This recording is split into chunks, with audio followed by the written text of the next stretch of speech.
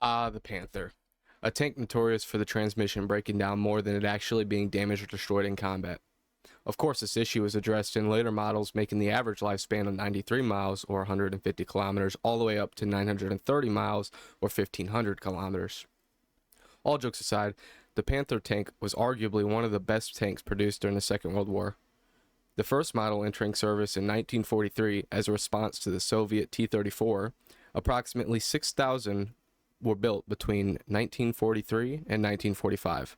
Weighing in at 50 tons, the Panther, or Panzerkampfwagen 5, I think I said that right, was definitely something to be feared on the battlefield.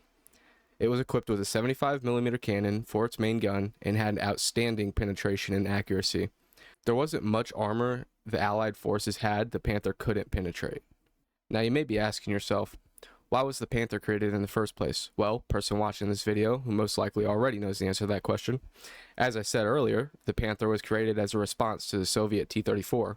See, the earlier models of the T-34 had 45mm thick hull armor, but the catch to that was that it was sloped at about a 60-degree angle, which basically made it 90mm of armor. And with the T-34 being equipped with a 76.2mm gun and matched with its ability to be cheaply produced and produced in high numbers, this became a big threat to early German armor like the Panzer III and the Panzer IV, specifically during Operation Barbarossa, where the Germans were facing these T-34s and KV-1s for the first time and were getting slaughtered. German scientists studied captured or destroyed T-34s and noticed how effective sloped armor actually was. So when Hitler wanted to produce a new tank to counter the Soviet armor, they were going to use sloped armor because, I mean, I feel like a monkey could figure that one out. Early models of the Panther tank were equipped with face-hardened glasses plate, the main armor plate on the front of the hull. This type of armor was designed to break apart uncapped armored piercing shells. However, as all major armies began using the armor-piercing rounds with caps designed to counter this, the benefit of this armor type diminished.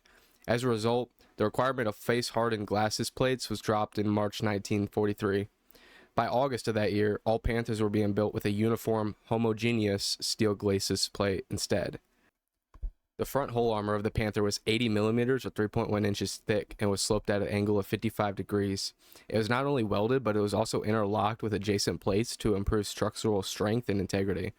The combination of the thickness and the steep slope made the armor highly effective, to the point where only powerful Allied anti-tank guns like the Soviet 122mm A-19 and the 100mm BS-3 or the American 90mm M3 could reliably penetrate the upper plate during typical battlefield engagements. The Panther tank was pretty cheap to produce compared to the Tiger I, costing only 117,000 Reichsmarks, 1943 money, which would be about 52,000 USD 1943 money. And if you convert that to USD today, that 52,000 is approximately $1 million. So in today's money, USD, a single Panther tank cost $1 million to make. Now, how effective was the Panther tank actually in combat?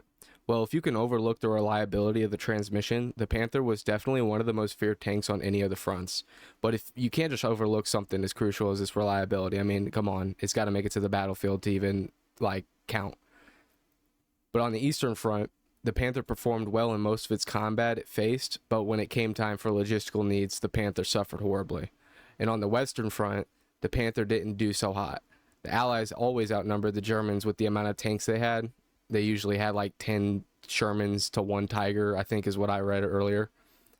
And the superior air power of the Allies as well just overwhelmed the Panther so much to the point that it only became useful in ambushes when it was concealed. Overall, the Panther was an amazing tank during the Second World War if it could make it to the front. If the Germans were able to produce a more reliable transmission, it might have actually had a noticeable effect on the war. I'm not saying the Germans would have won World War II, because they were bound to lose it anyways, but it most definitely would have prolonged the war and caused higher casualties for the Soviets and the Allies. Anyways, that's my take on the Panther. Let me know in the comments what you think, if I messed anything up, if there's anything I should have added.